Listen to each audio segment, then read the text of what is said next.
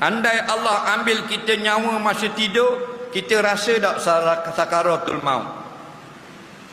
Dia kata kalau dia tengah tidur mati, sakit tak? Munterai tu mati mana ni? Kalau nak kita buat solat hajat. Semua sakit itu mati, melainkan satu orang saja tidak sakit.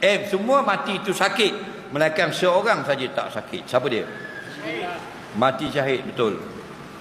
Okey. Orang yang mati syahid matinya lazat. Nak, kalau orang tanya kita apakah yang paling sedap dalam dunia, jangan jawab kek lapis Sarawak.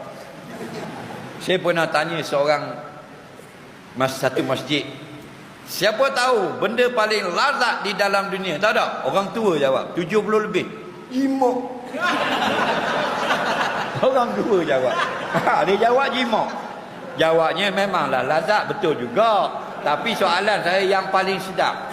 Okey. Pakcik jawab. Tengok orang muda tak kau cetong. Nah, pakcik jawab jimak, dia kata. Betul dah. Tapi kalau lain kali orang tanya, kita ingat yang paling lazat mati syahid.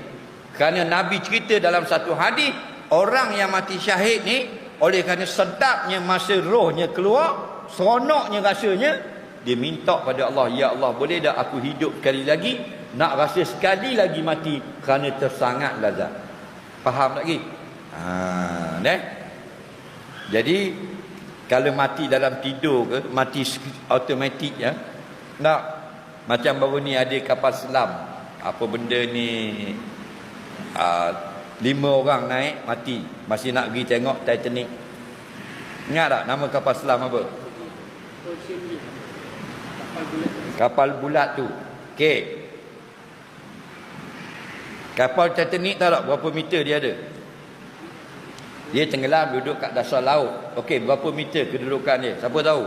Orang KL. 3,800 meter. 3,800 meter. Nampak? Maknanya 3.8 kilometer. Titanic. Okay? Kapal yang meletup ni nak tengok Titanic, tapi tak sampai. Lagi 800 meter. Baru 3,000 meter. Faham? Lagi 800 meter meletup. Tak tahan tekanan. Nampak? Sebab tu kita kena, semua perkara ini kena balik kepada Allah. Allah yang Maha Esa.